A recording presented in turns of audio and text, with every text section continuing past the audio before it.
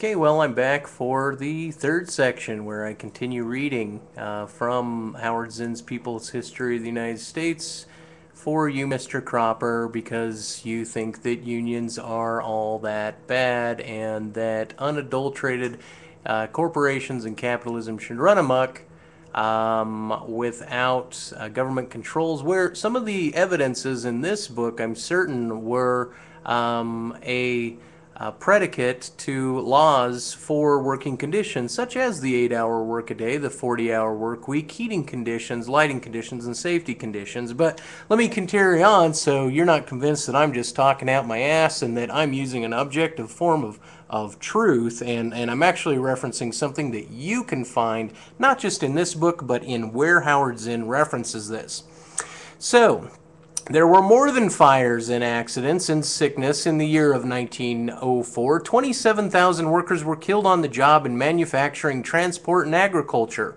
In one year, 50,000 accidents took place in New York factories alone. Hat and cap makers were getting respiratory diseases. Quarrymen were inhaling deadly chemicals. Lithographic printers were getting arsenic poisoning.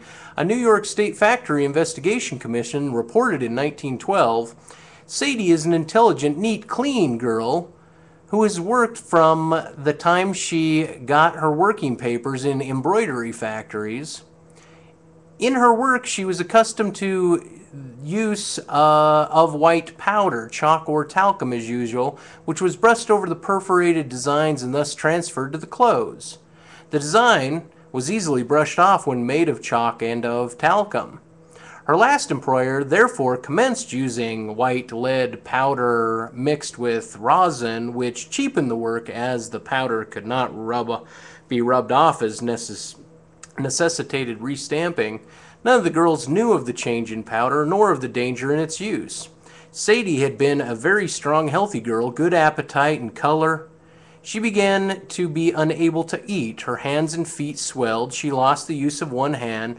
Her teeth and gums were blue. When she finally had to stop work after being treated for months for stomach trouble, her physician advised her to go to the hospital.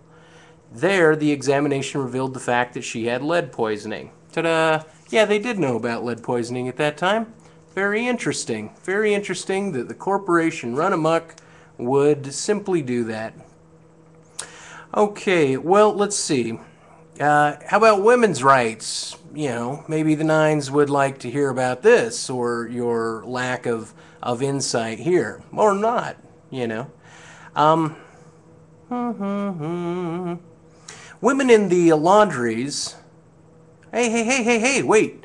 At the Kruper union meeting in New York, you might really be interested here, she replied to the politician who said that women, given the vote, would lose their femininity.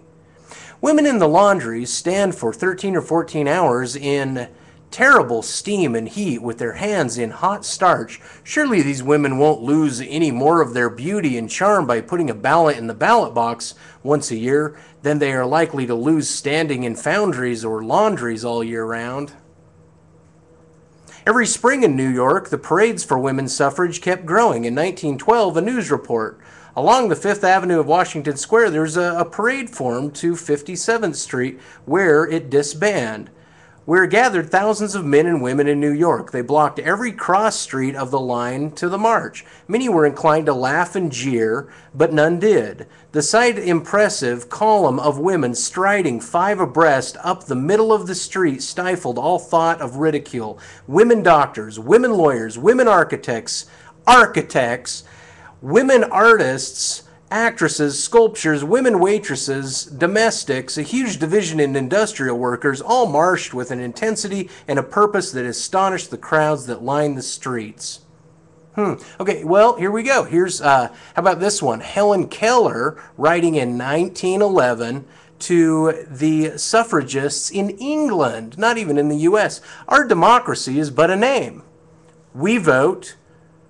But what does that mean? It means that we choose between two bodies of real, though not avowed autocrats? We choose between Tweedledum and Tweedledee? You ask for votes for women? What good can votes do when 10/11ths of the land of Great Britain belongs to 200,000 people, and only 1/11th of the rest of the 40 million. Have your men with their millions of votes freed themselves from this injustice? Now let's see. Let's see what kind of time we have here to carry on. Black women face double oppression. Okay, how about black people? Let's see what you're going to say about this one. Since you got your Hispanic puppet, let's see you whoop it up. Black women face double oppression. A Negro nurse wrote to a newspaper in 1912. We poor colored women, wage earners in the South, are fighting a terrible battle. On the one hand, we are assailed by black men who should be our natural protectors. And whether in the cook kitchen, at the wash tub, or over the sewing machine, behind the baby carriage, or at the ironing board, we are but little more than pack horses, beasts of burden, slaves. 1912. Very interesting.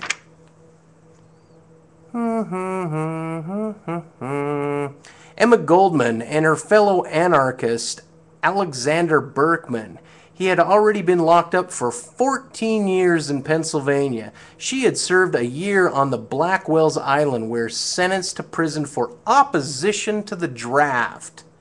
She spoke to the jury, and this is what she said, Mr. Cropper. She said, "Verily, poor as we are in democracy, how can we give of it to the world?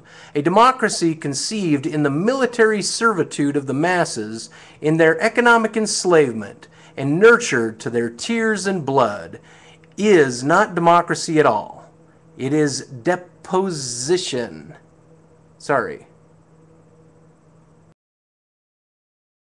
The communal ding ding ding ding ding ding ding. The result of the chain of abuses, which, according to the dangerous document, the Declaration of Independence, the people have a right to overthrow.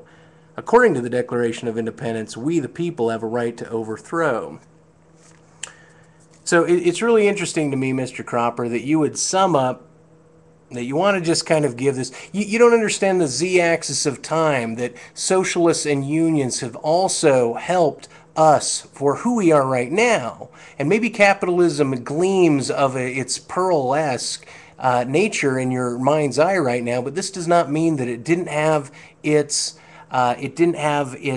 shell, it didn't have the things that it slaughtered. It doesn't mean that it didn't come about with blood, sweat, and tears to be refined and dwindled and tempered by humans and by social groups and by communists, by people fighting, by people warring, and by groups of individuals outside of the law, within the law, and outside of capitalism and within capitalism. But you wouldn't know that because you'd rather quote your 60-year-old response of Ayn Rand. But anyway, let me continue because I'm not trying to be this way or that. Actually, wait, I'm going to pause a second. We're going to come back. I think I'm running out of time. Cheers. Let's go on to the next.